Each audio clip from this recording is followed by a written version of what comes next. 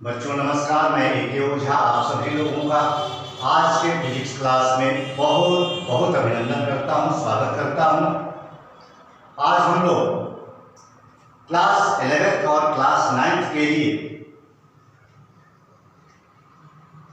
उनके physics subject में बहुत ही महत्वपूर्ण स्थान रखने वाले एक ऐसे चैप्टर को समझने का प्रयास करेंगे जिसके बिना फिजिक्स को समझा नहीं जा सकता, जो फिजिक्स का बेस है, जो फिजिक्स का आधार है।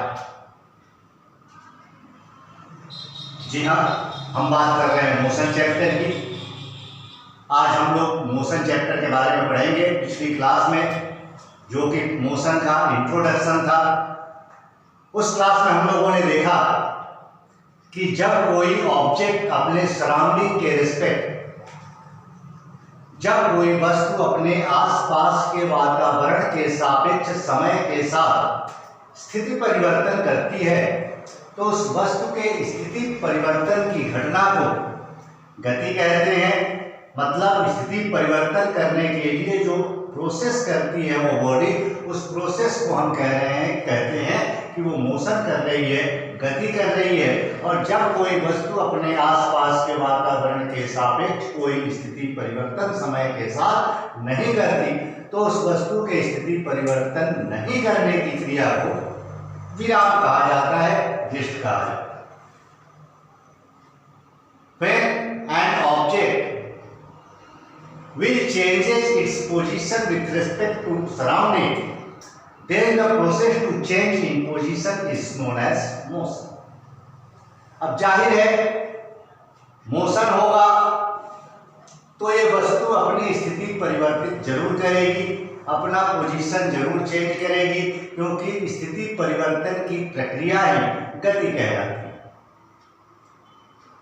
किसी निश्चित समय अंतराल में 2 minute, 4 minute, 5 second, 10 second, 8 second, किसी भी निश्चित समय अंतराल में किसी वस्तु द्वारा तय किए गए कुल स्थिति परिवर्तन के परिमाण को, उसके द्वारा किए गए कुल स्थिति परिवर्तन के परिमाण को उस वस्तु के द्वारा, उस ऑब्जेक्ट के द्वारा तय की गई दूरी कहा जाता है। The amount of change in position by body after a definite interval of time, a fixed interval of time, is known as travel distance. It is denoted by S or H और T. Distance को, दूरी को हम लोग S या X या कहीं कहीं D के द्वारा निश्चित करते हैं। बहुत सारे इसके यूनिट्स हैं, कोई मिलीमीटर में मेजर करता है, कोई सेंटीमीटर में दूरी को मापता है, मीटर में मापता है, फीट में, इंच में, प्रकाश वर्ष में, लाइट ईयर तक में, छोटे से लेकर के बड़े तक बहुत सारे इसके यूनिट्स हैं। But the SI unit of distance is metre. Metre दूरी का एसआई मात्रक है, इसे हमेशा हम लोगों को याद रखना है, क्योंकि हम लोग मैक्सिमम कैलकुलेशन एसआई सिस्टम में ही करते हैं। और जब एसआई सिस्टम में आपको मेजरमेंट करने के लिए कहा जाएगा तो डिस्टेंस को आपको मीटर से ही मेजर करना है।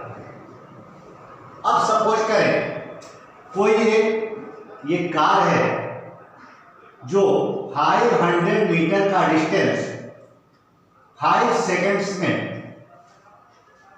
ट्रेवल करती है।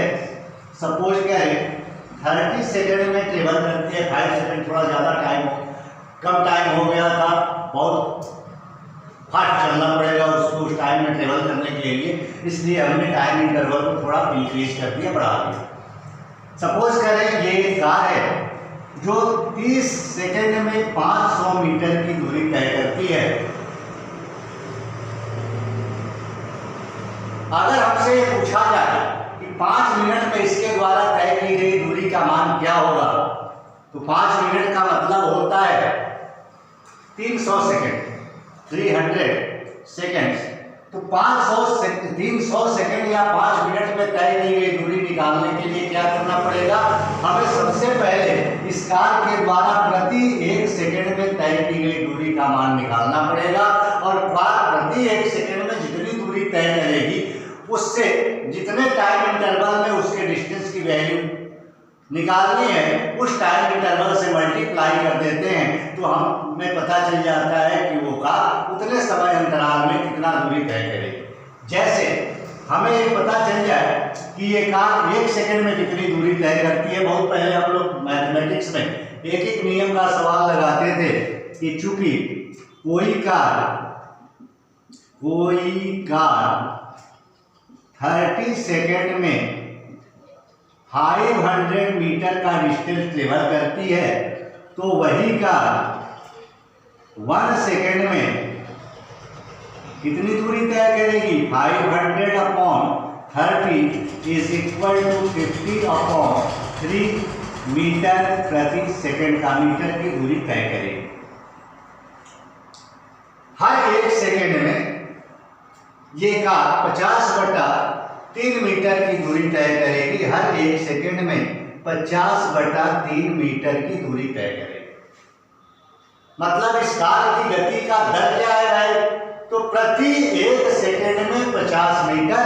इसको हम लोग ऐसे लिख सकते हैं 50/3 मीटर प्रति सेकंड। इसी प्रति 1 सेकंड में कार के द्वारा तय की गई दूरी को या किसी वस्तु के द्वारा प्रति एकांक समय में तय की गई दूरी को, हर 1 सेकंड में तय की गई दूरी को चाल कहते हैं। और चाल को हम v द्वारा सूचित करते हैं। चाल का फार्मूला अगर हमसे कोई पूछता है तो चाल की वैल्यू क्या हो जाएगी, v is equal to 500/30। 500 is distance and 30 second is क्या हो जाएगा, time. Means speed is equal to distance upon time. चाल बराबर दूरी बटा समय।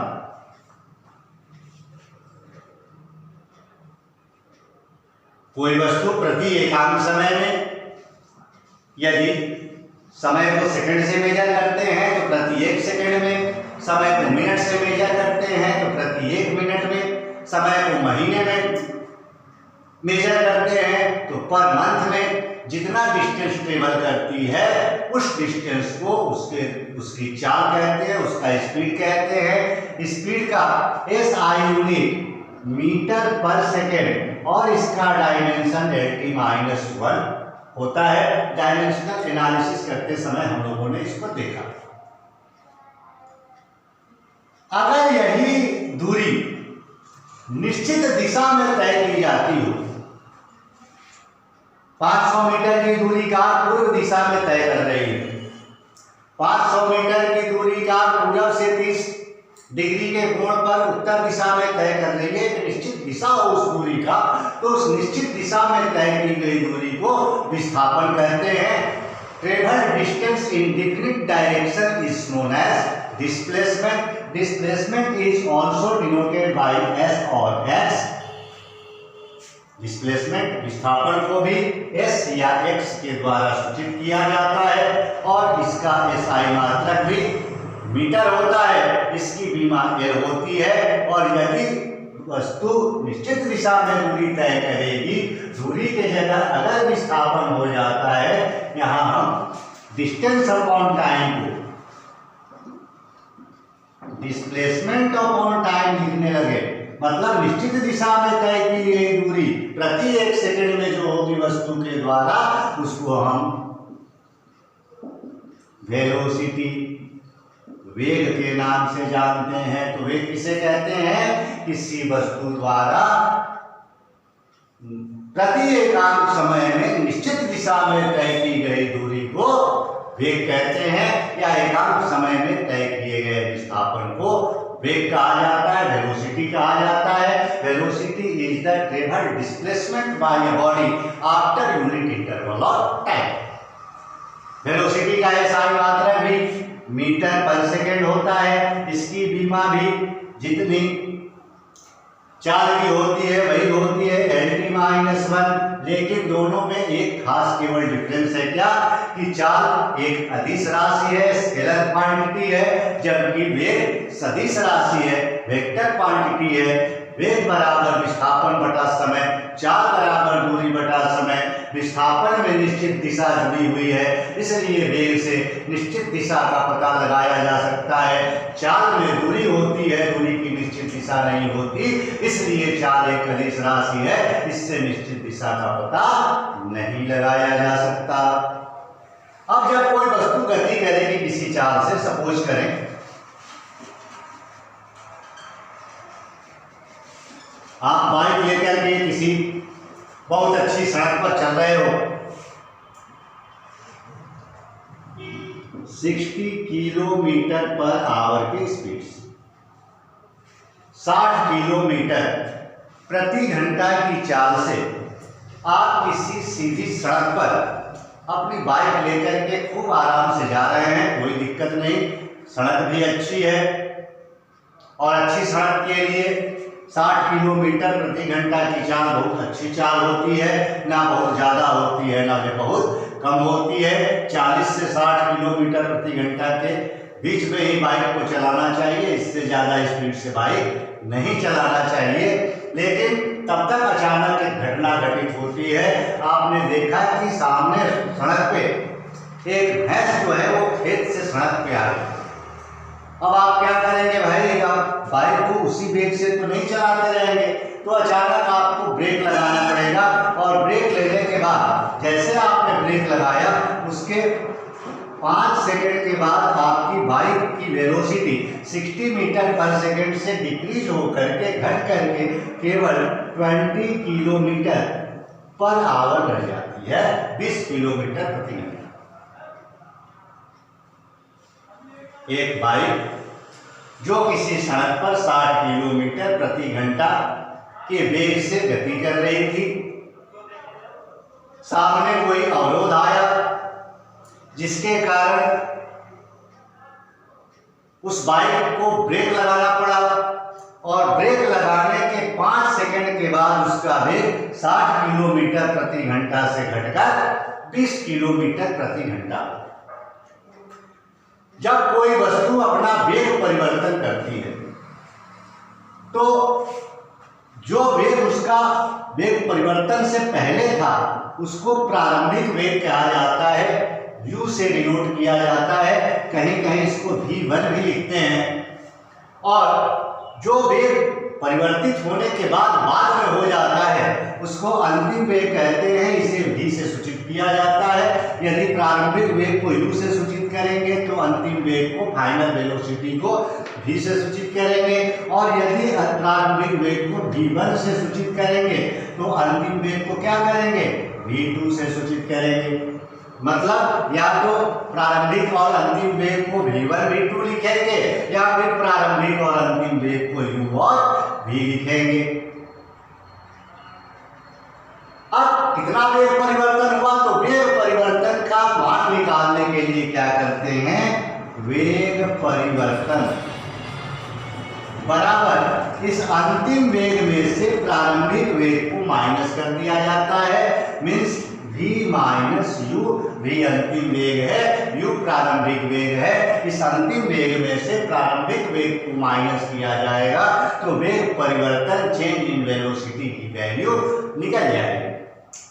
इस एग्जांपल में अगर देखा जाए तो अंतिम वेग कितना था भाई, 20 किलोमीटर पर आवर, माइनस प्रारंभिक वेग कितना था, 60 kilometre per hour, minus 60 kilometre per hour. वेग परिवर्तन कितना हुआ, 20 minus 60 is minus 40 kilometre per hour.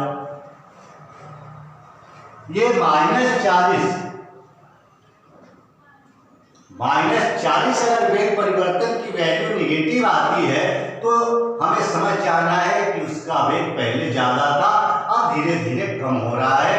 और अगर वेग परिवर्तन का मान पॉजिटिव आता है, धनात्मक आता है, तो हमें समझ जाना है कि वस्तु का वेग पहले कम था, अब धीरे धीरे उसका मान बढ़ रहा है। मतलब जब किसी ऑब्जेक्ट की वेलोसिटी इंक्रीज होगी तो चेंज इन वेलोसिटी पॉजिटिव आगे होगी, और जब किसी ऑब्जेक्ट की वेलोसिटी डिक्रीज होगी तो चेंज इन वेलोसिटी क्या होगा, नेगेटिव होगा। अब इस -40 मीटर किलोमीटर प्रति घंटा वेग परिवर्तन होने में कितना समय लगा, 5 सेकेंड। तो प्रति 1 सेकेंड में कितना वेग परिवर्तन हुआ होगा, तो प्रति 1 सेकेंड में हुए वेग परिवर्तन को ही हम लोग त्वरण कहते हैं या मंदन कहते हैं। दोनों में थोड़ा डिफरेंस है, अभी क्लियर किया जाएगा।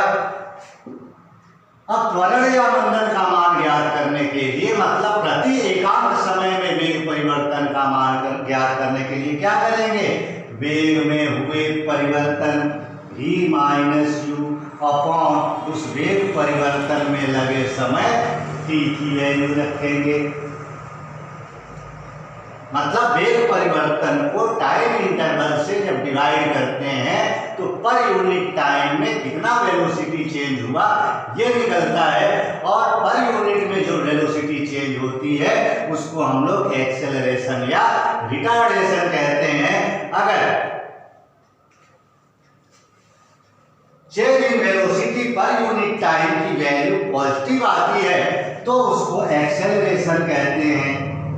Acceleration is equal to v minus u upon t. और यदि इस v minus u upon t की वैल्यू निगेटिव आती है तो भी उसका फार्मूला यही होगा, लेकिन हम उसको मंदन कहेंगे, रिटार्डेशन कहेंगे। यदि प्रति एकांक समय में किसी वस्तु के वेग में हुए परिवर्तन का मान धनात्मक हो तो उस मान को हम त्वरण कहते हैं, और जब कोई वस्तु प्रति एकांक समय में ऋणात्मक वेग परिवर्तन करती है, मतलब उसका वेग जब घटता है तो प्रति एकांक समय में जितना वेग घटता है उसको हम लोग रिटार्डेशन मंदन कहते हैं, क्योंकि उसका वेग मंद हो रहा है। 2-3 फार्मूले हमें याद रखने हैं। उसके बाद अपने डेरिवेशन पे चलेंगे।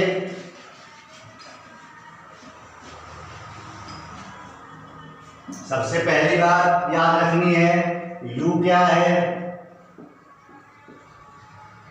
प्रारंभिक वेग, v को कहेंगे अंतिम वेग, t को कहेंगे समय, a को कहेंगे त्वरण या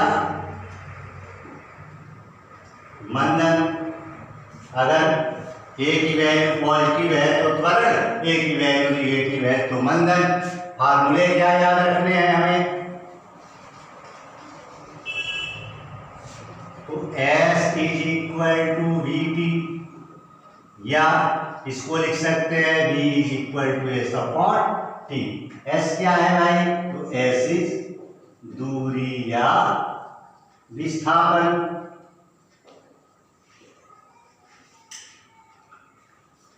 उसके बाद याद रखना है A is equal to V minus u upon T। ये फार्मूले याद रखने हैं, ये कुछ संकेत याद रखने हैं जो इस डेरिवेशन को कंप्लीट करने में हमें काम आए। अब चलते हैं, सपोज करें कोई एक कार है जो 20 मीटर पर सेकेंड के स्पीड से मूवमेंट कर रही है, मतलब इसका प्रारंभिक वेग u क्या है, 20 मीटर प्रति सेकेंड। 5 सेकेंड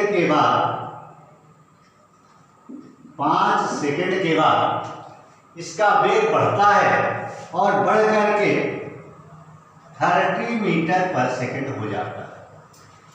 अगर इसके समय और वेग का ग्राफ खींचा जाए, मैथमेटिक्स में आप लोगों ने बहुत ग्राफ खींचे होते,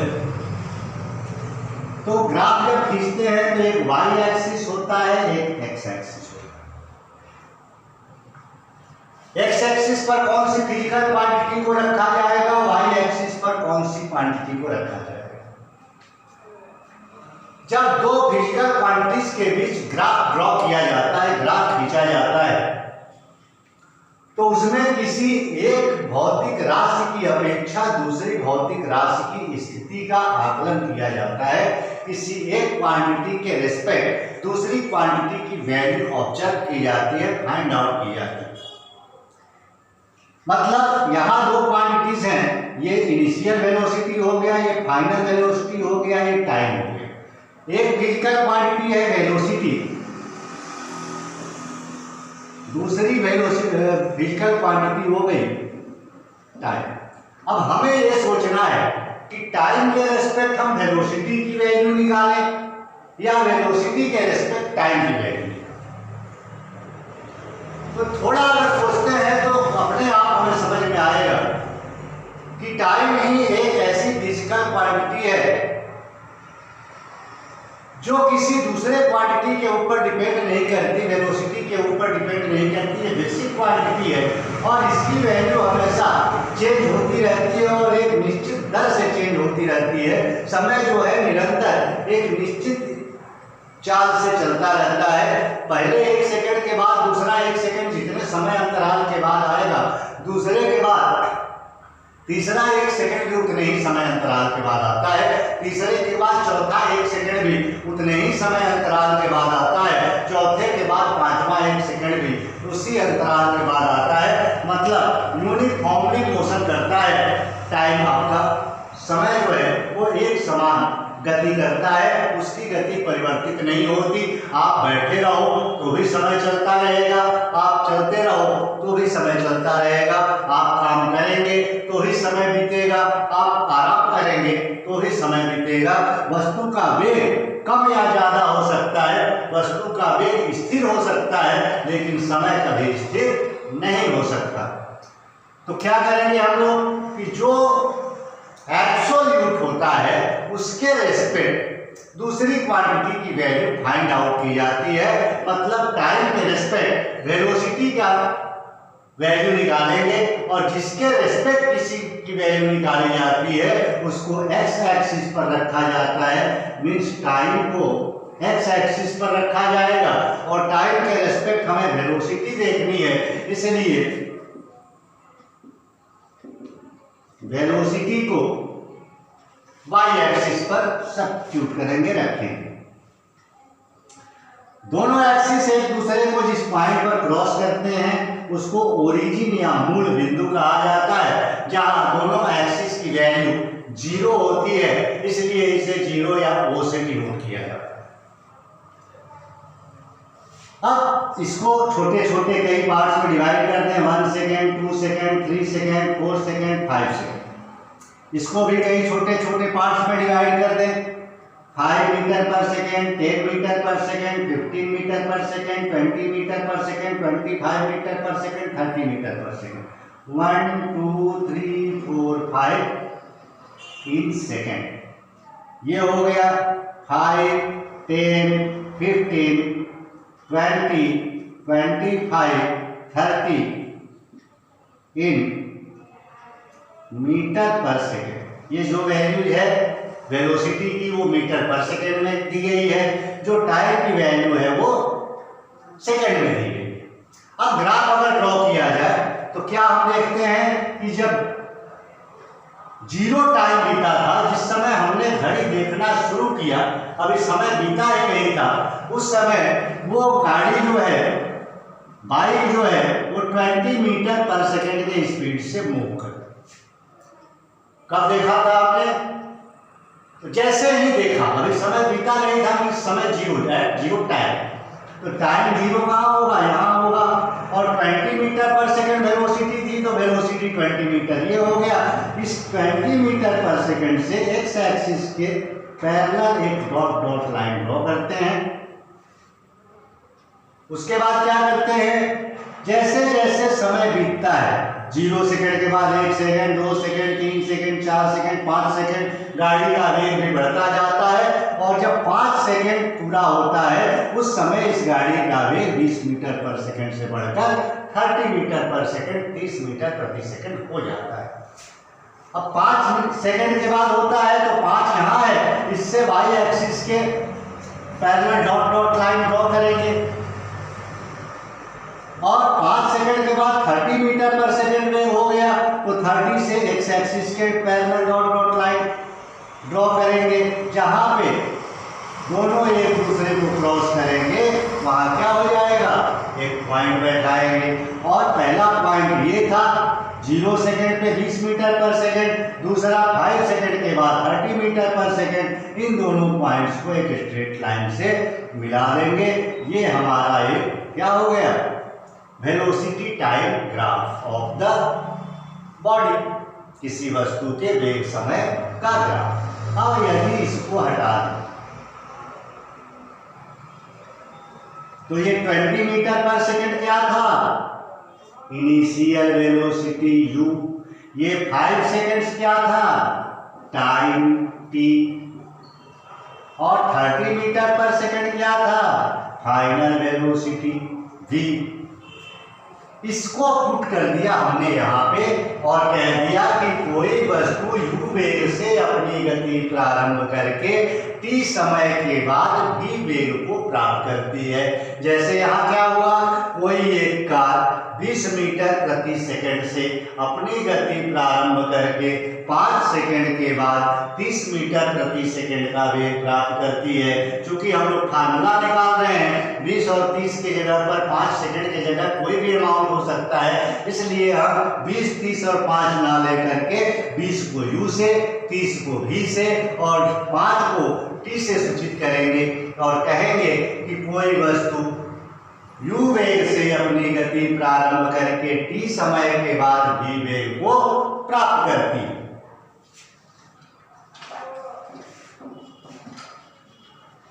तो उस वस्तु के वेग समय का ग्राफ जो होगा वो क्या होगा, ग्राफ हो जाएगा, ये सपोज करेंगे a हो गया, b हो गया, c हो गया, d हो गया और इसको यहां से मिला दिया, ये e हो गया।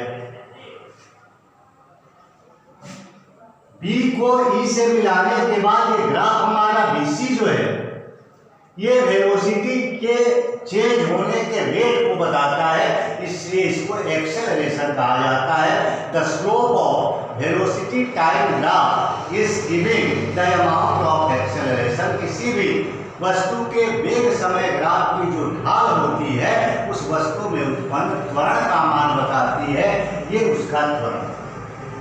अगर ये ग्राफ BC क्षैतिज तल के साथ थीटा कोण का निर्माण करता, थीटा कोण का निर्माण करता हो तो हम जानते हैं कि tan theta is equal to लंब बटा आधा, या अब इस राइट एंगल ट्रायंगल में लंब क्या है, तो ये थीटा एंगल है तो ये लंब हो जाएगा, क्या लंब हो जाएगा, CE अपॉन आधार हो जाएगा BE। हम यहां लिख सकते हैं CE अपॉन BE, या tan theta is equal to CE। CE ये B माइनस U के इक्वल है तो CE को हम लिख सकते हैं B minus U upon BE। ये यहाँ से यहाँ की वैल्यू BE है।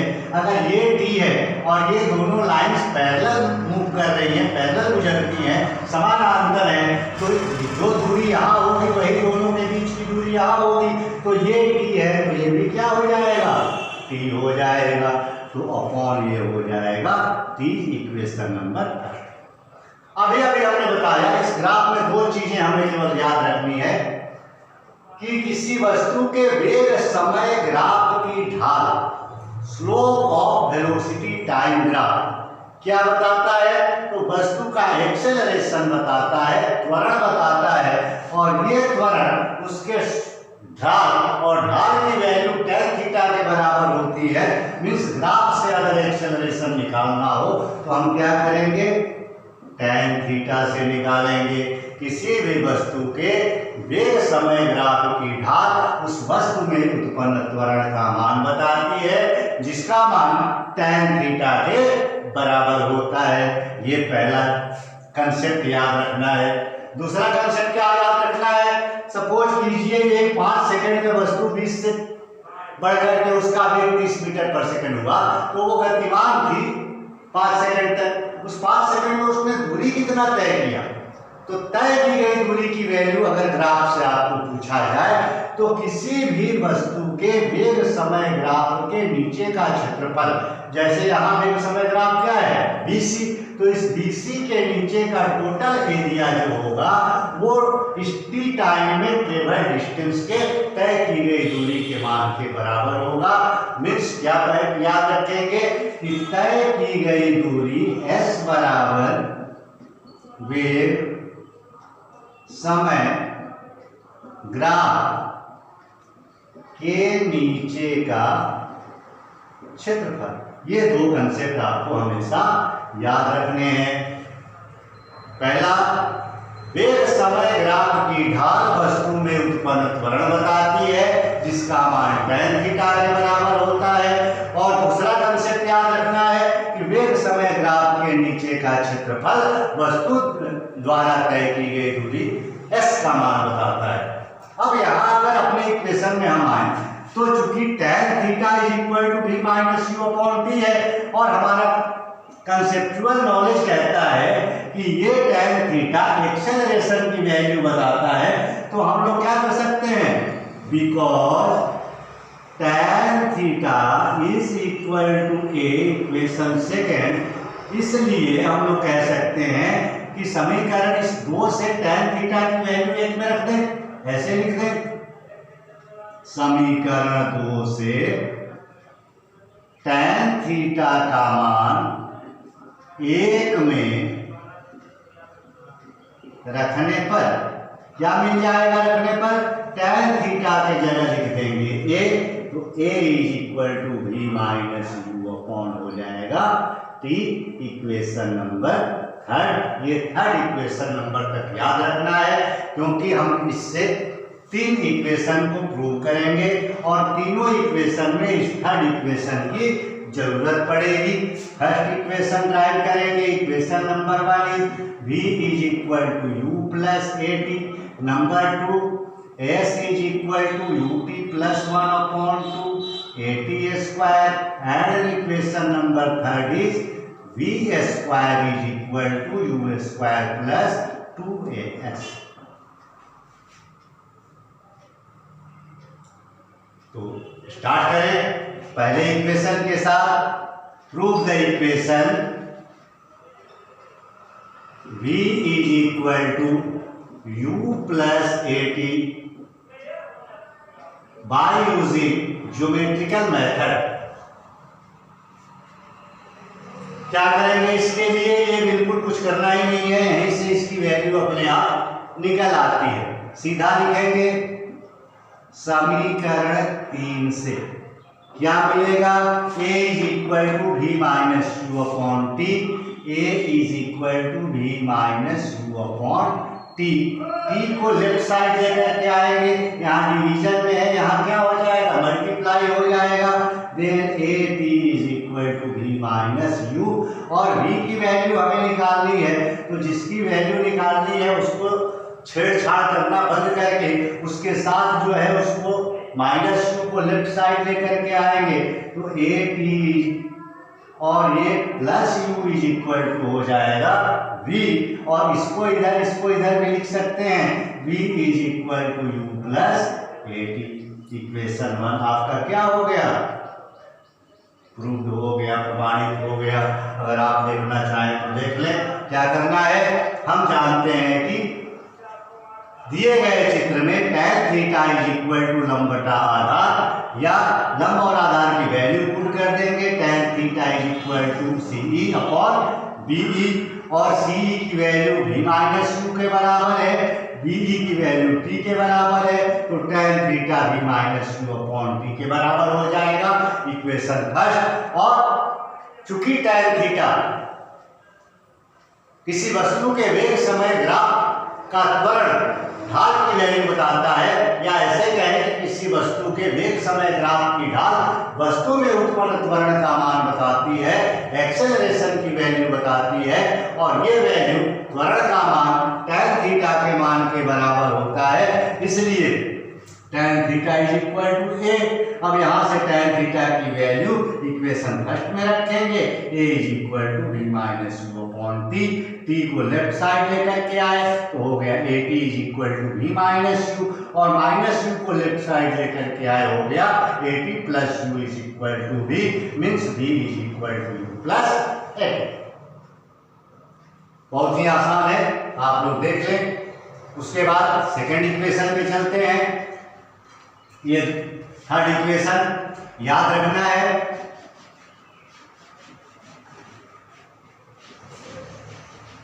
थर्ड इक्वेशन क्या था हमारा, यहां नोट कर दे ताकि याद रहे। a is equal to v minus u upon equation number. अब हम क्या करेंगे, सेकेंड इक्वेशन को प्रूव करेंगे। क्या है second equation, s is equal to u t plus one upon two a t square. बहुत ही इंपॉर्टेंट इक्वेशन है, इससे बहुत सारे न्यूमेरिकल्स सॉल्व किए जाते हैं, इसलिए इसको ध्यान से देखिएगा। इक्वेशन तो याद रखने ही है आपको, फार्मूले याद रखने हैं, बट डेरिवेशन के ऊपर आपका जितना ज़्यादा कमांड रहेगा, फिजिक्स के ऊपर आपका उतना ज़्यादा कमांड होगा। इसलिए डेरिवेशन को आप थोड़ा समझें और उसको प्रैक्टिस करें। एस क्या है, ट्रेवल्ड डिस्टेंस। और थोड़ी देर पहले हमने बताया था कि किसी भी वस्तु के इस वेग समय ग्राफ के नीचे का क्षेत्रफल वस्तु द्वारा तय की गई दूरी बताता है। अब इस दूरी का मान अगर हमें निकालना है तो क्या करेंगे, इस BC के नीचे का एरिया निकालेंगे। BC के नीचे का एरिया निकालने के दो तरीके हैं। एक तो ये है समलंब चतुर्भुज ABCD, एक ही बार में ABCD का क्षेत्रफल निकाल दें। या फिर दूसरा एक तरीका क्या है कि इसको फिगर नंबर 1, इसको फिगर नंबर 2 माने। ये एक आयत नजर आ रहा है, रेक्टेंगल है, और ये एक राइट एंगल ट्रायंगल नजर आ रहा है। दोनों का एरिया अलग अलग निकाल करके और दोनों को ऐड कर दें तो भी पूरे का एरिया हो जाएगा। पहले इसका क्षेत्रफल निकाल देंगे, फिर इसका क्षेत्रफल निकाल देंगे, फिर दोनों को जोड़ देंगे। बात समझ में आ रही है? पहले ऐसे करते हैं। यहां लिखेंगे, हम जानते हैं कि जैसे ही एस नजर आए आप लिख दें, हम जानते हैं कि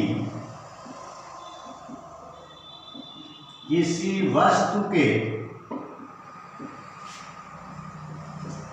वेग समय ग्राफ के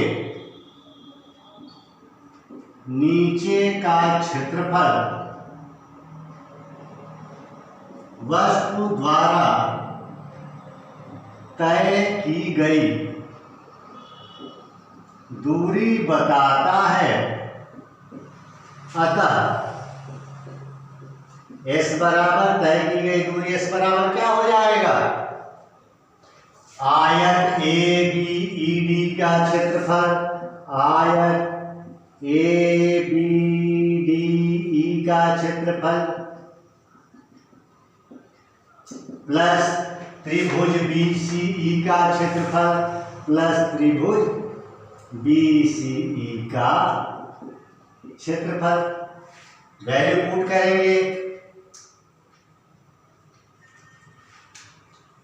S इज इक्वल टू क्या लिख सकते हैं, आयत का क्षेत्रफल, इस आयत का क्षेत्रफल हो जाएगा, एक को लंबाई एक को चौड़ाई मान लें, AB इंटू AD,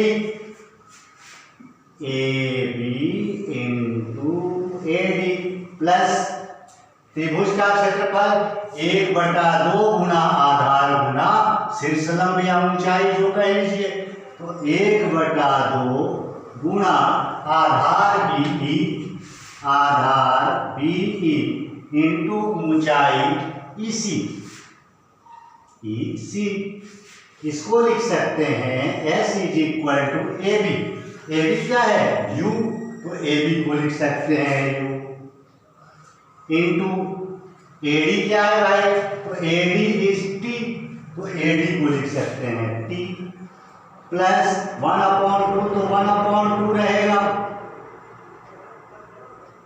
BE क्या हो जाएगा, BE इज ये T है तो ये भी क्या हो जाएगा, T हो जाएगा।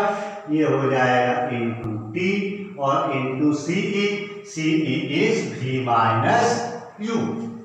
ये हो जाएगा v minus u, equation number 4। अब जो इक्वेशन हमें फाइंड आउट करना है इसको थोड़ा सा ध्यान में रखें। हमेशा आपका ध्यान कहाँ होना चाहिए? अपने लक्ष्य के ऊपर। टारगेट को जैसे ही आप मिस करेंगे आप अपने पाथ से क्या हो जाएंगे? डिविएट हो जाएंगे, भटक जाएंगे। इसलिए रास्ते से ना भटकने के लिए ये जरूरी है कि हमें अपने टारगेट पर हमेशा ध्यान रखना है। क्या निकालना है हमें? तो हमें देखिए निकालना है जो इक्वेशन उसमें s होना चाहिए, s आ गया, इक्वल्स ut होना चाहिए, इक्वल्स ut आ गया, प्लस 1/2 होना चाहिए, प्लस 1/2 आ गया।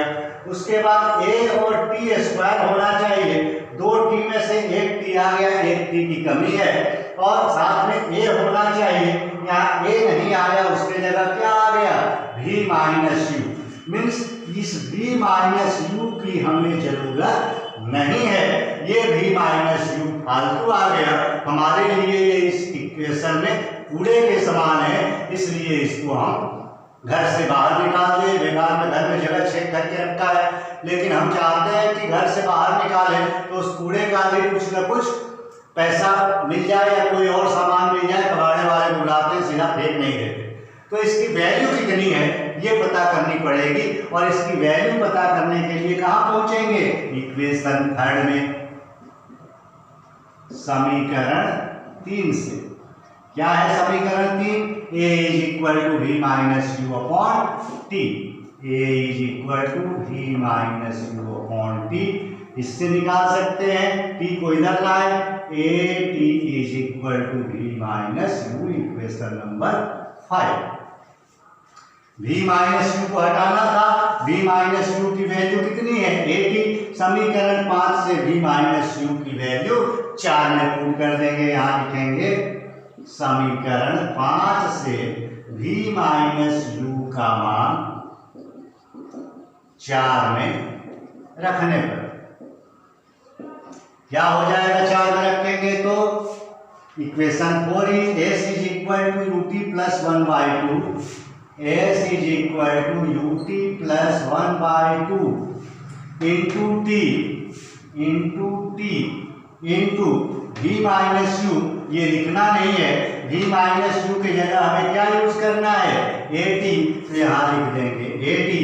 अब आपको भी पता है कि s is equal to ut plus 1/2 तो ठीक ही है, और 80 को t से मल्टीप्लाई करेंगे तो 80 स्क्वायर आ जाएगा। यही हमारा टारगेट था, हमने अपना टारगेट अचीव किया। बस आपके पूरे नंबर 5 नंबर में 5 नंबर आपको मिलेंगे, इसमें से आधा नंबर भी कोई काटने की हिम्मत नहीं रखेगा अगर इस तरह से आप स्टेप बाय स्टेप इसको समझ करके सॉल्व करते हैं। अब रह गया थर्ड इक्वेशन। थर्ड इक्वेशन को देखते हैं, आपको हिंट देंगे फिर आप करेंगे इसको। थर्ड इक्वेशन क्या है भाई? तो थर्ड इक्वेशन इज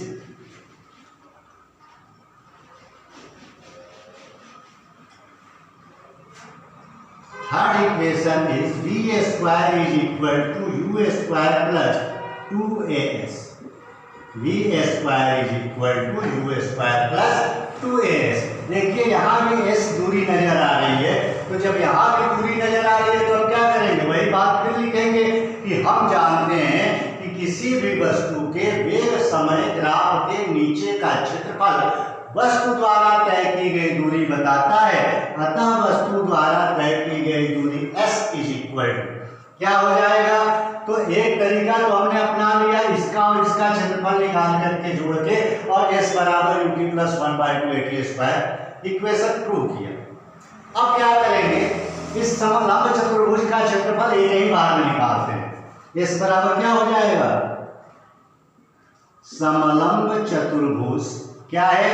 ABCD का क्षेत्रफल, ABCD का क्षेत्रफल एक ही बार में निकालेंगे।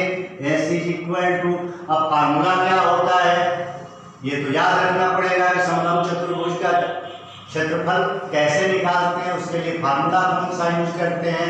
तो इसका फार्मूला होता है 1/2 गुणा समानांतर भुजाओं का योग गुणा बीच की दूरी या ऊंचाई। 1/2 into sum of parallel lines into distance between both. क्या लिखेंगे? 1/2 गुणा समानांतर भुजाओं का योग गुणा बीच की दूरी भी लिख सकते हैं। मैथ में आप लोग किसी को ऊंचाई लिखते हैं, कोई फर्क नहीं पड़ता। ऊंचाई लिखने में आप परेशानी में पड़ सकते हैं, दूरी लिखने में परेशानी में नहीं पड़ेंगे। S इज इक्वल टू 1/2 तो 1/2 रहेगा। समानांतर भुजा ए बी सी डी में समानांतर भुजाएं कौन सी हैं? जाहिर है ये दोनों हैं, ए बी और डी सी। तो यहाँ लिख देंगे A B in plus D C into बीच की दूरी। तो दोनों के बीच की दूरी क्या है? A D. तो बीच की दूरी लिख देंगे ए। S इज इक्वल टू 1/2 तो रहेगा। अब ए बी क्या है? U और DC क्या है? V। तो यहाँ लिख सकते हैं U प्लस V, या इसको V प्लस U भी लिखा जा सकता है, कोई दिक्कत नहीं। AB प्लस DC लिखो या DC प्लस AB लिखो, बात बराबर है। Into AD is equal to क्या हो जाएगा? T हो जाएगा। इक्वेशन नंबर 3 तक तो हुआ ही था, अब ये हो गया इक्वेशन 4। मतलब आपको कोई भी इक्वेशन तीनों में से प्रूव करना है, इक्वेशन 3 तक तो आपको आना ही है। और 3 के बाद रूट चेंज होगा। 3 के बाद या तो आप v equal to u plus a t equation prove करें, या s is equal to u t plus 1/2 equation prove करें, या फिर v square is equal to u square plus 2as equation को प्रूव करें। पहले आपको यहाँ तक आना पड़ेगा, इक्वेशन 3 तक आए, उसके बाद यहाँ से आगे बढ़ते हुए समीकरण 4 तक आए। अब अपने टारगेट पर थोड़ा ध्यान दें। हमें जो इक्वेशन फाइंड आउट करना है उसमें क्या चाहिए? तो एक s चाहिए, एक s मिल गया, एक 2 चाहिए, एक 2 मिल गया, चलो ऊपर चाहिए नीचे मिल गया, उसको हम मैनेज कर लेंगे। एक a चाहिए, a यहाँ नजर नहीं आता। u और v दो चाहिए, स्क्वायर में है, एक मिल गया। ये t नहीं चाहिए हमें, t एक फालतू मिल गया। मतलब क्या कि ये सब काम के हैं, केवल एक टी जो है ये बिना काम का है, पूरा है हमारे लिए। इसलिए किसी अच्छे कबाड़ी वाले को बुला करके जो कीमत अच्छी देता हो उससे टी की वैल्यू ले लेते हैं। कौन सा कबाड़ी वाला वो है? तो इक्वेशन 3 क्या लिखेंगे? समीकरण 3 से क्या मिल जाएगा? a is equal to v minus u upon t. हमें क्या निकालना था? t की वैल्यू।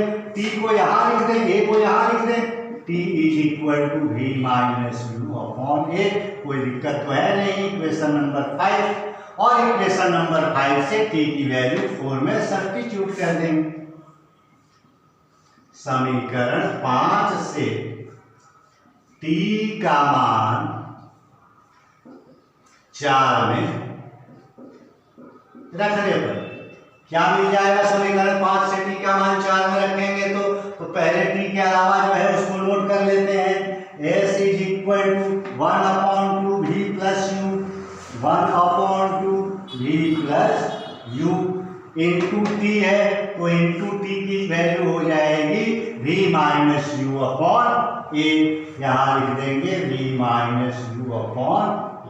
ये 2 और a अपॉन में है, इन दोनों को लेकर के अगर लेफ्ट साइड आ जाए तो ये क्या हो जाएंगे? मल्टीप्लाई में इसके साथ, तो ये हो जाएंगे 2as equals v plus u into v minus u. और आपको पता है मैथ के सर जी ने आपको याद कराया था कि v square plus u square is equal to v minus u into v plus u, means a plus b into a minus b is equal to a square minus b square. तो v plus u into v minus u बराबर क्या हो जाएगा? v square minus u square. Then 2as is equal to V square minus u square. अब हमें क्या निकालना था, वी स्क्वायर की वैल्यू, तो इस वी स्क्वायर को यहीं छोड़ेंगे, माइनस यू स्क्वायर को लेफ्ट साइड लेकर के आएंगे, और माइनस यू स्क्वायर को जब लेफ्ट साइड लेकर के आएंगे तो इक्वेशन हमारा बन जाएगा क्या, 2as minus u square equal to V square. इसको थोड़ा सजा के लिख दें, इसको इस साइड, इसको इस साइड, तो इक्वेशन बनेगा V square is equal to u square plus 2as। ये तीसरा इक्वेशन भी हमारा क्या हुआ, प्रूव्ड हो गया। इसको अच्छी तरह से आप देख लें, बिल्कुल कंसेप्चुअल इक्वेशन है, इसको ध्यान में जरूर रखिएगा। अब इन्हीं तीन इक्वेशन के साथ एक और इक्वेशन मोशन का, S N is equal to u plus a upon 2 into 2n minus 1, ये फोर्थ इक्वेशन होगा। ये तीनों तो रहेगा ही, एक ये चौथा इक्वेशन भी, मतलब टोटल 4 इक्वेशन हम लोग अगले क्लास में कैलकुलस मेथड से ड्राइव करेंगे, इसलिए वो क्लास आप मिस बिल्कुल ना करें। आज की क्लास को अच्छी तरह से समझें और इसको रिवीजन करें। अगले क्लास में फिर मिलते हैं, तब तक के लिए धन्यवाद, थैंक यू।